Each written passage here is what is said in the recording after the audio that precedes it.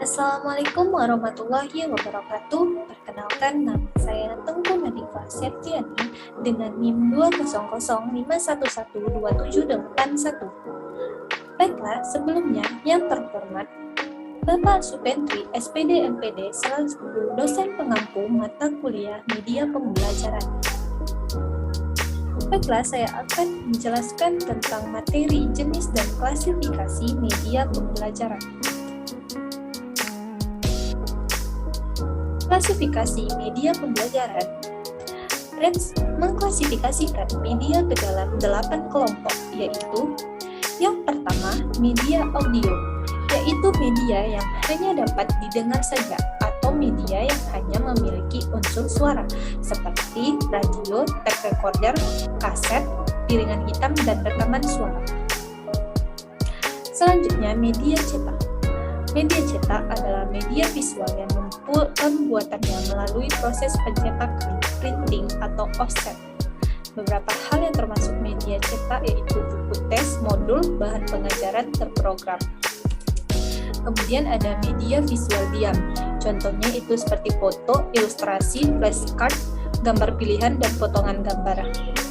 Selanjutnya itu media visual gerak. Contohnya gambar-gambar proyeksi bergerak seperti film bisu dan sebagainya. Kemudian ada media audio semi gerak. Adalah media yang memiliki kemampuan menampilkan suara disertai gerakan titik secara linear. Jadi tidak dapat menampilkan gerakan nyata secara utuh. Contoh media audio semi gerak adalah rekaman suara, misalnya lagu, cerita. Kemudian ada media semi gerak. Kemudian ada media audio visual diam, diantaranya TV diam, film rangkai bersuara, halaman bersuara, dan buku bersuara. Kemudian ada media audio visual gerak, diantaranya film TV, film bersuara, dan gambar bersuara. Kemudian menurut Anderson tahun 1998, mengelompokkan media menjadi 10 golongan, yaitu sebagai berikut. Yang pertama yaitu audio. Contohnya dalam pembelajaran yaitu kaset audio, siaran radio, dan telepon. Kemudian yang kedua yaitu cetak. Contoh dalam pembelajaran yaitu buku pelajaran, modul, brosur, leaflet, dan gambar. Kemudian ada audio cetak, contoh dalam pembelajaran yaitu kaset audio yang dilengkapi bahan tertulis. Kemudian yang keempat proyeksi visual diam. Contoh dalam pembelajaran yaitu overhead transparansi atau OHT dan film bingkai atau slide.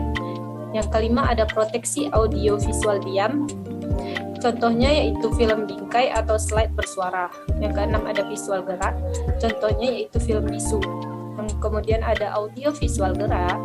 Contohnya yaitu film gerak bersuara atau televisi. Kemudian ada objek fisik, contohnya itu benda nyata, model, dan spesimen. Yang kesembilan ada manusia dan lingkungan, contohnya dalam pembelajaran yaitu guru, pustakawan, dan laboran. Kemudian ada komputer, contohnya dalam pembelajaran yaitu pembelajaran berbasis komputer atau CBE. Kemudian menurut Scrum tahun 1985 menggolongkan media atas dasar kompleksnya suatu media, yaitu yang pertama media besar atau media yang mahal dan kompleks. Yang termasuk media besar misalnya film, televisi, dan video NCT. Kemudian ada media kecil atau media sederhana dan murah. Yang termasuk media kecil misalnya slide, audio, transparansi, dan teks. Kemudian menurut Setyosari dan Sihka Bunden tahun 2005, yang pertama itu berdasarkan ciri fisiknya, yang kedua berdasarkan persepsi indera, yang ketiga berdasarkan jenis dan pengalaman yang diperoleh, yang keempat berdasarkan penggunaannya, yang kelima berdasarkan hierarki pemanfaatannya. Kemudian pengelompokan berdasarkan ciri fisik, yaitu yang pertama media pembelajaran 2 dimensi, yaitu media yang tampilannya dapat diamati dari satu arah pandangan saja, misalnya peta, gambar, bagan, grafik, papan tulis. Kemudian media pembelajaran 3 dimensi, yaitu media yang tampilannya dapat diamati dari arah pandang mana saja dan mempunyai dimensi panjang, lebar, tinggi. Misalnya itu meja, kursi, mobil, rumah, bola, kotak, dan sebagainya. Kemudian ada media pandang diam atau still picture, yaitu media yang menggunakan media proyeksi yang hanya menampilkan gambar diam di layar atau tidak bergerak atau statis. Misalnya foto, tulisan, atau gambar binatang yang dapat diproyeksikan. Kemudian ada media pandang gerak atau motion picture, yaitu media yang menggunakan media proyeksi yang dapat menampilkan gambar bergerak di layar, termasuk media televisi dan video tape recorder. Baiklah, kesimpulannya itu secara umum ada 4 jenis media pembelajaran, yaitu media visual, media audio visual, dan multimedia. Pengelolaan media pembelajaran didasarkan pada aspek yang pertama berdasarkan bentuk dan ciri, yang kedua berdasarkan tingkat pengalaman, yang ketiga berdasarkan persepsi siswa, dan keempat berdasarkan penggunaannya. Baiklah, sekian dari saya. Apabila ada kesalahan, saya mohon maaf. Saya akhiri dengan wabillahi taufiq wal hidayah. Wassalamualaikum warahmatullahi wabarakatuh.